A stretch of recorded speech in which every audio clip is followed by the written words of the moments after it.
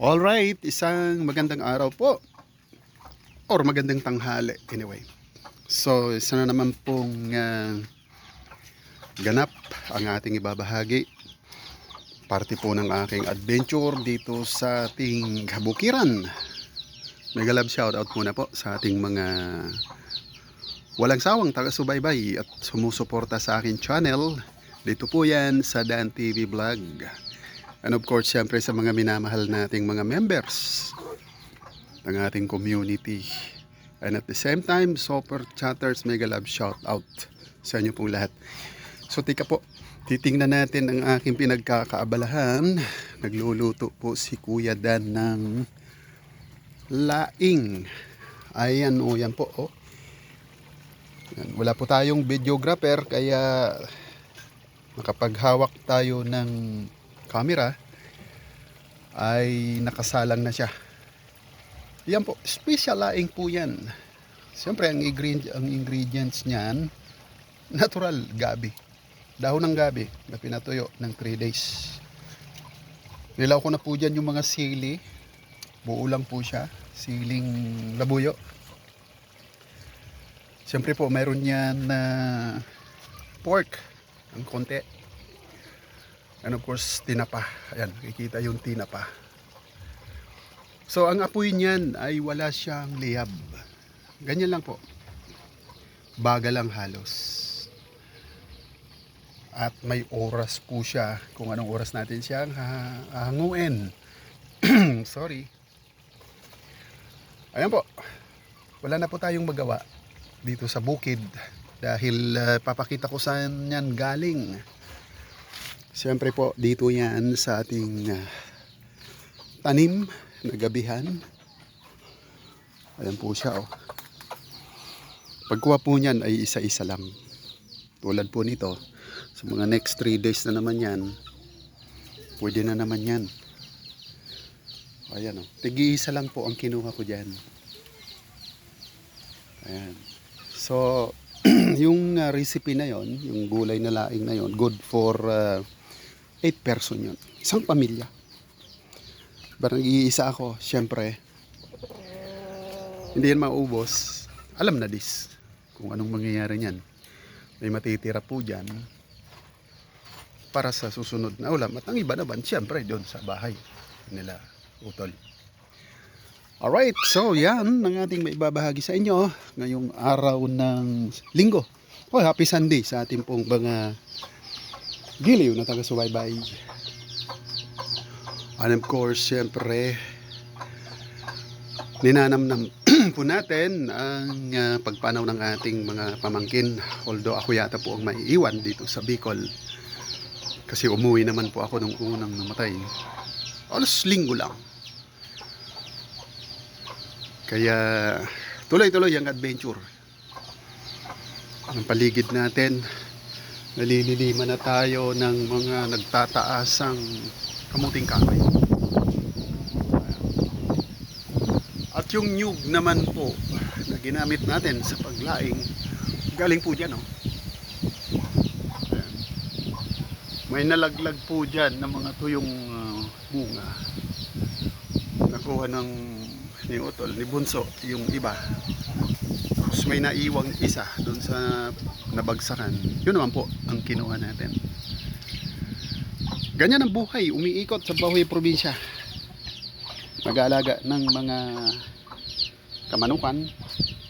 Yung iba pinagala natin. Si Sulput ay magaling na. Ayan. Pinakain ko na siyang una. Tingnan nyo naman po, naubos yung binigay ko. Alright. Congratulations, Sulput. And thanks God. Dininig nyo po ang aking dasal. Dito naman, si White, dito natin nilagay sa bagong improvised cage niya. Tingnan po, dalawa na po yan. And, uy, nandito yung native na kayuran. Diyan natin kinayod yung nyug. Diba? Native ang buhay probinsya. Siya po ay mayroong sisiw na 7. So nasa labas yung isa at gumagala na. Kaya ang nasa loob ay 5 o 2 ang nasa labas. Nakakalusot kasi sila rito. Kasi maliit pa yan. Alright, so dito naman sa ating studio, syempre andito yung ating mga sinusuport. Umiikot na si Rinalyn, may member. Nakatutok po ang live niya dito sa ating laptop. Alright, siguro mag-i-end na yan kasi naka 9 hours na siya. Alright, yan po ang ating ganap sa Bukiran. Dito naman sa mga pinapatubo nating mangustin ay nagtatangkara na. Mga ilang weeks pa daw po ay pwede na yan i-transfer directly sa lupa. Okay, balikan natin ang ating di pa naman aayos ang mesh, pero okay lang yan dahil nag-iisa tayo, madali lang yan. At nandito yung kinayura nating bao. So ano po yan, gagawa po natin ng patukaan ng manok para native na native lang ang kanilang mga gamit. Alright, so dito may 3 ayaw lumabas, hindi sinaranan ko siya, tinatamad gumala. Ganyan po sila pag busog na busog, tinatamad gumala. Alright, so balikan natin yung ating nilalaing na kumukulong dahan-dahan. Yun o. Tapos ganito lang po ang paghukay niyan, ay pag hindi po masyado nating hahalukayin. Hahalukayin talaga, dahan-dahan lang po kasi sometimes nalalamog ang pagkadahon niya, ay minsan nakakaramdam tayo ng sa dila natin o sa bibig ng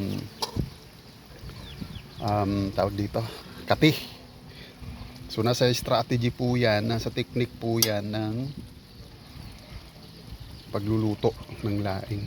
So dahan-dahan ang apoy, kita nyo naman po yan kanina, dami-dami pang gata niyan. So depende po yan sa mga kakain.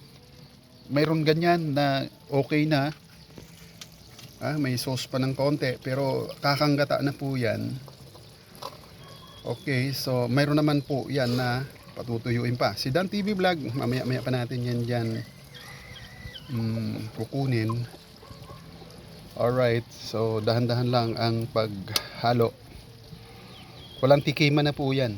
Wala nang testing kung anong, kung maalat whatever. Tansyado na po natin ang timplada niyan. Sasanay na nating gagawa ng paglalaing. Alright, so yan po ang ating menu o recipe. Tama ba yon? Sa araw na tong linggo, ano po ngayon? August 16 na. Oh my God, patapos na naman ang August. Magwe-welcome na naman tayo ng September.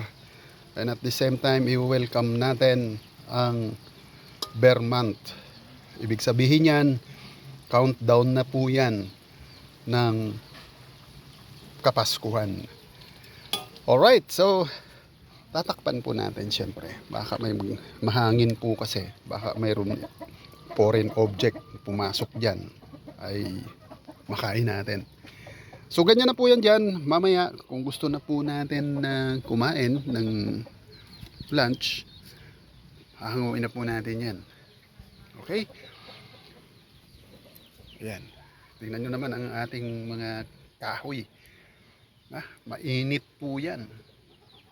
Sobrang init yan. Nakaluto na dyan ng kanin.